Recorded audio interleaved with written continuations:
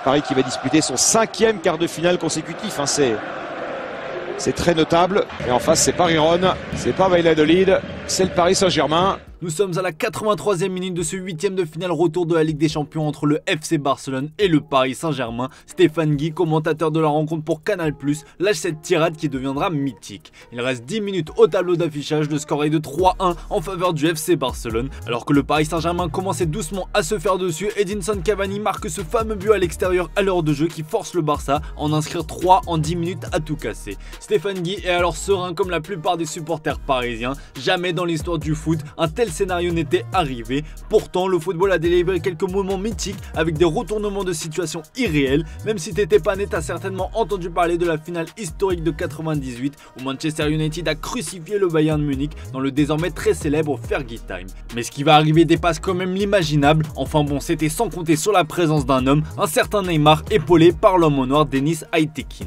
Le Brésilien met un bijou sur coup franc avant de transformer un penalty très généreux sur Luis Suarez, puis offre la passe décisive à Sergi Roberto pour le but du 6-1. Le FC Barcelone, à l'époque entraîné par Luis Enrique, vient alors de faire l'impossible en réalisant la remontada, un terme qui fait aujourd'hui partie du vocabulaire du football. Le Paris Saint-Germain, entraîné par Unai Emery, réalise ce jour-là l'inimaginable en réussissant à ne pas se qualifier malgré une victoire 4-0 à l'aller. Le club parisien devient la risée du football mondial. Ce match entre dans les annales du football et renforce la rivalité entre le FC Barcelone et le Paris Saint-Germain, un classique sur la scène européenne depuis le rachat du club parisien par QSI en 2011. Et depuis ce jour, les deux clubs sont devenus intimement liés, que les supporters des deux camps le veuillent ou non. En coulisses, ça a démarré avec le désir du Barça de recruter Marco Verratti et Marquinhos après la fameuse remontada. Le PSG s'est ensuite vengé en recrutant Neymar puis Lionel Messi. L'historique entre les deux clubs fait que ce PSG FC Barcelone risque encore une fois de faire des étincelles, encore plus quand on sait que Luis Enrique, le bourreau du Paris Saint-Germain lors de la remontada, est aujourd'hui l'entraîneur du club parisien. Interrogé sur les retrouvailles avec son ancien club au stade des quarts de finale, Lucho n'a pas pu esquiver la fameuse question sur la remontada de 2017. Est-ce que vous, à titre personnel, c'est le moment le plus fort de votre carrière d'entraîneur? No. No, porque no sirvió para nada. Lamentablemente, aquella remontada no sirvió para ganar otra Champions. Nos eliminó la Juve. Pero sí que es un partido en el Camp Nou que fue un partido especial. No el partido más importante de mi carrera como entrenador, no. Pero todos se acuerdan de la remontada, pero para que hubiera una remontada hubo una pre-remontada. El París nos metió 4-0 en casa. Yo me acuerdo de la pre y me acuerdo del 4-0 muy bien, lo tengo todavía en mente. Claro que me acuerdo del 6-1. A noter que Luis Enrique est par ailleurs celui qui a disputé le plus de PSG Barça en tant que joueur et entraîneur. Ce sera donc un match très particulier pour l'Espagnol qui pourrait s'attendre à un bon accueil, lui qui a laissé de très bons souvenirs chez les culés. Bueno, saben en Barcelona que sabe Luis Enrique que en Barcelona lo queremos muchísimo.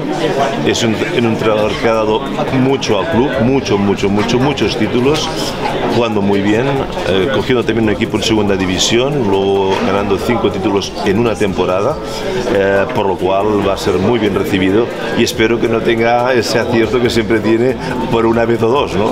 Pero bueno, seguro que si me oye me entenderá. Dans l'histoire de la Coupe d'Europe, le PSG et le FC Barcelone se sont affrontés à 12 reprises pour une égalité parfaite avec 4 victoires pour le Barça, 4 pour le PSG et 4 nuls. Néanmoins, la balance penche un peu plus en faveur des Catalans. En 6 confrontations à élimination directe, le PSG ne s'est qualifié que 2 fois face à cet adversaire. La première fois que les deux équipes s'étaient affrontées, c'était en 1995 avec une victoire du club de la capitale 3-2 au terme d'une double confrontation en quart de finale de la Ligue des Champions. Depuis que le PSG est passé sous pavillon qatari, les PSG-Barça se sont multipliés et on va principalement aborder les matchs durant cette période. La première de cette nouvelle ère a eu lieu lors de la saison 2012-2013. Coaché par Carlo Ancelotti, le PSG fait office de petit pousset avec le désir de rentrer dans la cour des très grands, malgré des moyens déjà illimités. Cela faisait 18 ans que le PSG n'avait plus atteint un tel niveau en Ligue des Champions. En face, c'est le grand Barça qui domine l'Europe depuis la saison 2008-2009 qui se présente. Face à la bande de Lionel Messi, le PSG de Zlatan Ibrahimovic montre un visage séduisant et surtout plein de caractère. Mené par 2 fois à l'aller, les rouges et bleus reviennent à chaque fois et sauvent le match nul grâce à Blaise Matuidi à la dernière seconde. Mais ce nul 2-2 à la maison va être trompeur car à l'époque, le but à l'extérieur existait toujours. Un espoir permet cependant aux Parisiens de rêver, la blessure de Lionel Messi au match aller. Lors de la manche retour, ce rêve prend de plus en plus forme lorsque Javier Pastore ouvre le score au Camp Nou. Pendant une vingtaine de minutes, le PSG est demi-finaliste de la Ligue des Champions jusqu'à l'entrée d'un certain Lionel Messi. L'Argentin fait part de sa volonté de rentrer à son coach de l'époque Tito Villanova, puis le match bascule comme le raconte Christophe Jallet. Quand il y a le but de Javier sur le terrain, on est comme des fous. Et là, il y avait un truc qui n'avait pas été prévu par le coach, c'est la Pulga qui va s'échauffer. Il n'était pas censé rentrer, il était blessé, comme quoi un élément change toute la rencontre. Messi est rentré sans être décisif, mais la confiance s'est inversée. Quand Messi a laissé chauffer, il a redonné de la confiance à un stade qui n'en avait plus et nous avons reculé de 10 mètres. Le foot, ça ne tient pas à grand chose, raconte-t-il. Sur une jambe, façon de parler, la Pulga lance la révolte et se retrouve à la baguette de l'action, menant au but égalisateur de Pedro qui qualifie le Barça. 1-1 au retour, 3-3 au cumul des deux matchs. L'égalité est parfaite, mais les Parisiens sont éliminés sans perdre sur la double confrontation à cause de cette fameuse règle du but à l'extérieur. Le PSG peut nourrir des regrets quand on sait qu'il a fallu attendre 7 ans plus tard pour retrouver les Franciliens à ce stade des quarts de finale. Il n'a toutefois pas fallu attendre autant de temps pour voir à nouveau le PSG et le Barça croiser le fer. Pour la seule fois de l'histoire, les deux clubs tombent dans la même poule en Ligue des Champions. C'était lors de la saison 2014-2015. En difficulté en championnat, les hommes de Laurent Blanc se subliment lorsque la musique de la Ligue des Champions retentit. Face au Barça de Luis Enrique, le Paris Saint-Germain s'offre un succès de prestige et un match référent sur la scène européenne. David Luiz, Verratti de la tête et Blaise Matuidi sont les buteurs côté parisien ce soir-là. Au retour, la donne est différente. Le Barça surclasse le club parisien grâce à une MSN en forme. Luis Suarez claque un doublé et humilie David Luiz avec un petit pont qui restera dans les annales. Le PSG termine alors deuxième de son groupe cette année-là et tombe sur Chelsea en huitième de finale. Le club parisien prend sa revanche après avoir été sorti par ses mêmes Blues l'édition précédente au terme d'un match historique où les Parisiens se qualifient durant les prolongations grâce au but à l'extérieur.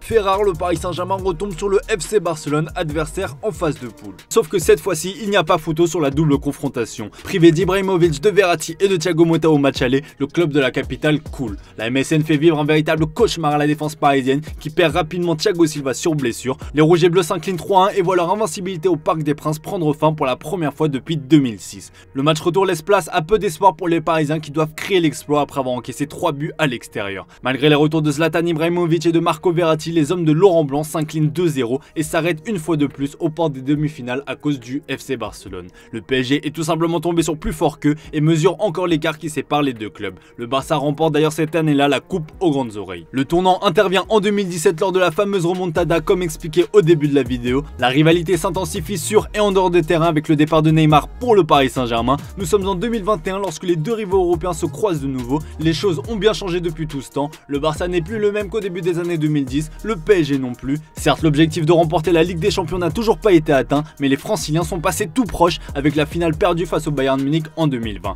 Le PSG a depuis emmagasiné de l'expérience et a surtout vaincu le signe indien des huitièmes de finale. C'est l'esprit revanchard que le club parisien retrouve son grand ennemi en huitième encore lors de la saison 2020-2021. Ironie du sort, Neymar ne participe pas au retrouvailles avec son ancien club. Kylian Mbappé décide alors d'endosser les responsabilités. Dans un Camp Nou vide à cause du Covid, le Français pond un véritable classique. Pas content, triplé. Si Messi ouvre le score sur penalty, Kylian Mbappé est dans un très grand soir. Une image résume le cauchemar vécu par les défenseurs barcelonais. Piqué s'en souvient d'ailleurs certainement encore. Ce soir-là, Kylian Mbappé devient le deuxième joueur de l'histoire à inscrire un triplé face au Barça en Ligue des Champions après Shevchenko. Pour vous donner une petite idée de l'exploit des hommes coachés par Mauricio Pochettino, Paris est devenu la première équipe française à s'imposer sur la pelouse de Barcelone en Ligue des Champions après 10 rencontres sans victoire pour les clubs de l'Hexagone avec un bilan de 2 nuls, 8 défaites. Une sacrée perf pour les Parisiens qui ont un pied et demi en quart de finale. Mais attention parce que 4 buts inscrits à l'aller, ça doit certainement rappeler des souvenirs aux Parisiens. Le match retour se joue dans un stade qui sonne encore creux. Mbappé encore lui marque face au Barça sur penalty, mais Messi sonne la révolte barcelonaise avec un pétard mouillé.